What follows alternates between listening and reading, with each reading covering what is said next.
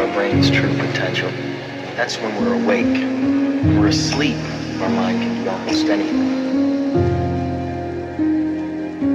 Now in a dream, our mind continuously does this. We create and perceive our world simultaneously, and our mind does this so well that we don't even know what's happening. You create the world of the dream. We bring the subject into that dream,